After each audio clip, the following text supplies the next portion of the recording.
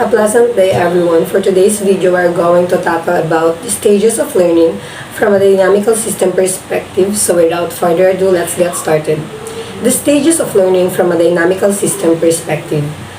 In the learning of theories within the dynamical system perspective are still in the early stage of development. But there is a general consensus concerning the primary features involved the learning of motor skills.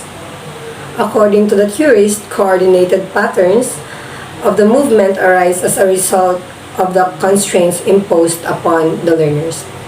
Constraints do not impose particular movement patterns, but make it more likely the certain patterns, those resulting in the greatest degree of stability, will emerge. The novice stage of learning. When learning a motor skill, the major challenge is how to control the many joints and muscle involved in terms of dynamical theories. The learner solves this problem by manipulating the dynamics of the movement. This is accomplished by freezing the degrees of freedom within the improvement system involved in the producing of stall. The advanced stage of learning. Over the course of learning, those in the novice stage explore movements, possibilities, and learn to free more and more degrees of freedom. The eventual result is the freezing of degrees of movement so that the optimal coordination patterns are achieved. When this occurs, the learner has, in Verejken's dynamical systems model of learning, move into the advanced stage of learning.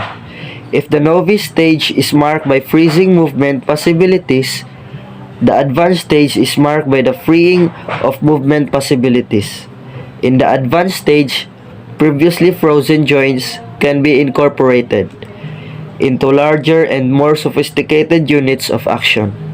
In dynamical systems terminology, these are larger actions units are called coordination structures or synergies. As they progress through learning, people in the novice stage explore different movement options and discover new levels of freedom.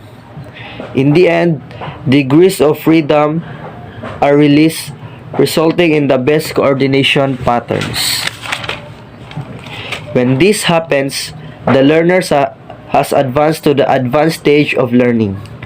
The advanced level is characterized by the liberation of movement possibilities, whereas beginner stage is characterized by the freezing of movement possibilities. During the advanced stage, joints that had previously been frozen can be combined into more substantial and complex units of activity. Synergies, referring to the process of exploration during the novice stage that leads into the advanced stage of learning. We said that this occurs as learners acquire the ability to control increasingly greater numbers of degrees of freedom. That is, learners acquire the ability to control many more independent movements of joints and muscle over the course of learning, resulting in the ability to coordinate complex movements involving the whole body patterns of movement. The thoughtful reader may have wondered how this is possible. We stated that this happens as learners the ability to control progressively more degrees of freedom. This was in reference to the process of exploration during the novice stage of learning that leads into the advanced stage of learning. The ability to coordinate complex movements, frequently involving the whole body patterns of movement, is those developed over the course of learning as students gain the capacity to regulate many more separate movements of joints and muscles. The expert stage of learning. The final stage of learning in Verejken's three stages model is the expert stage of learning.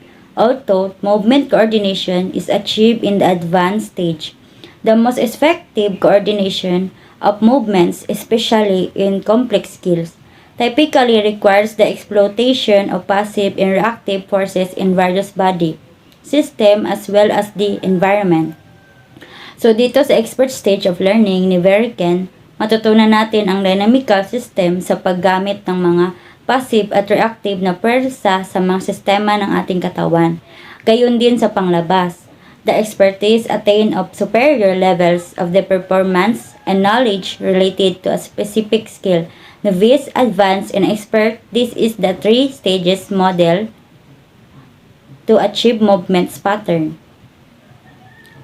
Perceptual degrees of freedom and learning, attunement, and affordances. In addition, the bodily dynamics involved in coordinated movement, dynamical system theories have focused considerable attention on the role of perception during learning. We saw this in both chapters 4 and 6 in discussing the concept of affordances. So the degree of freedom is the behavior of independent feedback at ang mga resulta ay nagpapakita ng pag-uugnay sa degrees of freedom, behavior of perceptual of this learning. Action at ang learning attunement and affordances is what the environment offers the individual at ang ability na ma-develop ang perceptual learning used in information in our environment. Instructional priorities in the dynamical systems model of learning. From a dynamical systems perspective, the learner is an active seeker of information. Precisely those exposing a dynamical systems approach to learning to the advocacy of discovery. Learning methods. In discovery learning, the learner attempts to solve the movement problems through exploration of various task solutions. So, the instructional priorities in the dynamical system model of learning is to discover movement on how learners seek of information. Bali matutunan dito kung paano maghanap ng informasyon sa pamamagitan ng pagdiskobra. Benefits of considering 2 approaches to the stages of learning.